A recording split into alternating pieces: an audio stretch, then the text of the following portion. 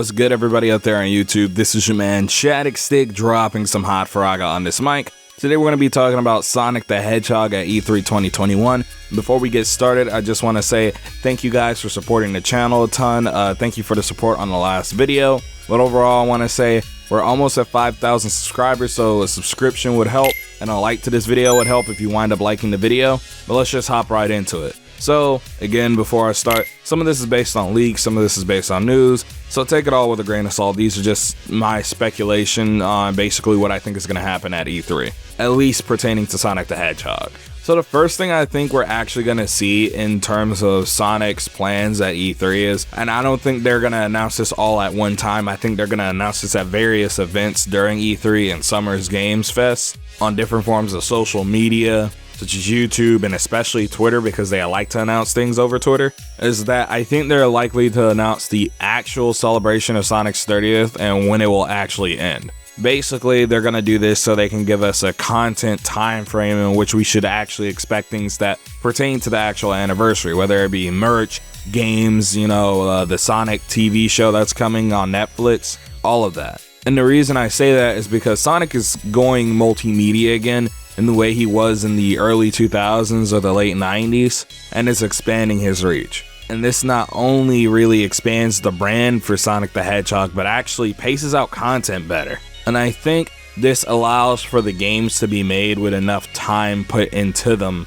so that we don't see any type of burnout from Sonic Team and we get higher quality games. I mean, many people try to reminisce on the days back in the early 2000s when we were getting a ton of content and a ton of games, but between 2001 and 2006 we had 10 Sonic games and 3 of them released in 2006, and I don't think that was necessarily a good thing for the series. While many of these games were games like Sonic Advance 1, 2, and 3, Rush, Sonic Battle, you had many more ambitious projects like Sonic Riders, Sonic Adventure 2, Sonic 06, Shadow the Hedgehog, and even Sonic Rivals thrown in there. And when you compare game development cycles and just the standard for video games, they've raised substantially since then.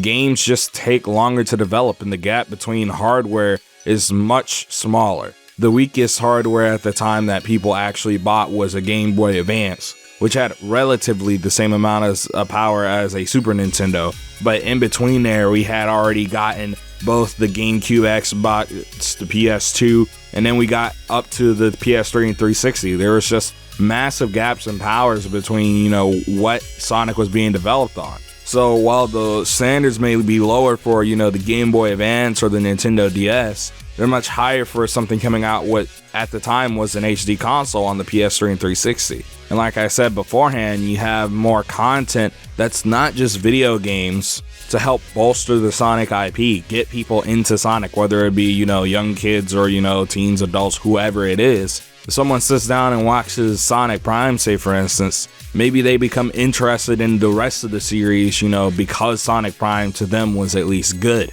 or enjoyable or fun. Maybe they want to see what's been up with the Sonic franchise for the past 20 or so years. We need that type of content to really get Sonic's name out there. And on top of that, again, it kind of provides content in between games. If we're just getting games back to back to back, the lines blur. And it's kind of the issue, again, like I said, that Sonic had in the early 2000s. There was, in a way, too much content. I don't like going years and years and years without anything, with total silence. But I think having things like the comics, the cartoon, and the movies especially helps to give us something to look forward to that's not necessarily the games. The next thing I think we're going to see is the obvious Sonic Colors Ultimate announcement. The thing that I think they're going to focus on the most or focus on first is probably going to be upgraded graphics. It's the easiest thing to show off, whether that be the resolution or frame rate. I think that's the easiest thing to show off. Maybe they overhaul the game and port everything to Hedgehog Engine 2 graphically.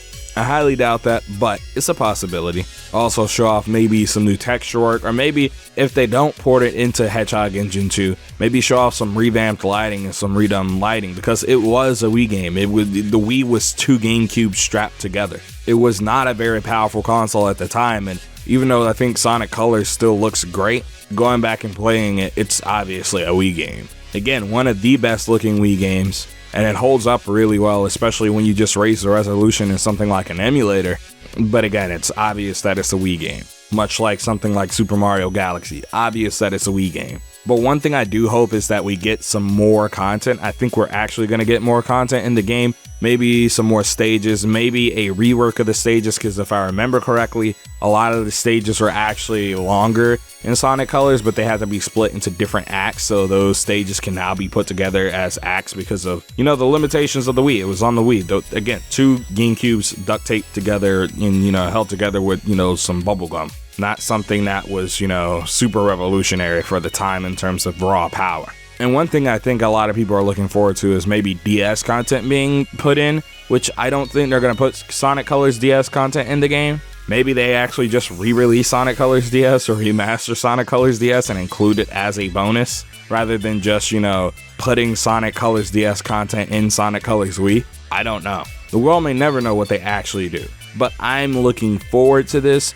So tell me how you feel about this in that comment section down below. And also, sorry to break up the pace of the video, but if you could also follow your boy on Twitter, it'd be highly appreciated. Your boy posts everything from his opinions to updates on videos and just when I'm going to be doing things on the channel. So I'd highly appreciate you go check out your boy's Twitter. Links as always are down in the description. But let's continue. So the big thing is, I think that other ports are going to be announced but not specified. Maybe they announce, 1 or 2 more ports and they give us actually the names of the ports and show us some gameplay and stuff of those ports coming out, tell us when they're going to come out, but then say, oh, there's more to come, and maybe they hint at them but not specify them really. I think that's a good way to kind of, add some layer of mystery and actually space out Sonic content for the anniversary, because I think they're going to try to execute this something like the Zelda and Mario 35th anniversaries, where they have some re-releases thrown in there. And I think they're going to re-release a lot of stuff, considering the Sonic franchise has a, really big back catalog of things that have not been re-released. And again, just try to space that content out over the next year or so that people will be excited for it. And I think that also gives people a chance to really get ready to purchase the games and even play the games. Because if they release Sonic Colors and then Sonic Unleashed and then Sonic Generations back to back to back in a span of like a month, I don't think that gives people the proper time to prepare to buy the games. Not only buy the games, but play them. You don't want to compete with yourself. And I feel like that's what would happen if they release too close together. I'd really like to see physical copies of these games released, because games like specifically Sonic Adventure DX, despite how bad of a port it was, and Sonic Adventure 2, they never got physical editions. On top of that, games like Sonic 4 Episode 1 and 2, if they decide to re-release those, never got physical editions. No matter how you feel about those games or those ports or those versions of the games, they haven't been preserved. If the internet went down today, there'd be no way to really play Sonic 4 Episodes 1 and 2 because there's no physical copies of them. And that actually scares me as a Sonic fan, because despite how much I hate Sonic 4 Episode 1, I think it should be preserved. But I think alongside these announcements of re-releases, I think there actually is going to be 2 scenarios for the game. I think we'll either get an announcement for the next game in the form of maybe just the game's name, a logo, and some promo art, or they could have a big blowout of information and show off some gameplay and show off even a CG trailer or something and give us a hint at what the story for the game is. And even maybe show off the next voice actor for Sonic. Because if you guys haven't remembered, we don't know who it is yet. The reason I say they could, not have a big blowout for information and really just focus on the stuff they had beforehand is I think it's the safe route to focus on re-releases and then maybe have some event where you announce something big for Sonic or the next Sonic game, maybe even a release date. It's just the safest way to approach it. But if they do go with a big blowout of information, I feel like if the game actually looks pretty good, I feel like it could just transform the Sonic franchise in the eyes of, gamers and everybody out there. I just think that it has to be good. They have to show something good. If they don't show something good, everyone will be upset. Which is obvious, but I feel like, especially after waiting years after something like Forces, people, would rightfully have the idea set in their head that the Sonic franchise is dead and it only really tosses out good comics,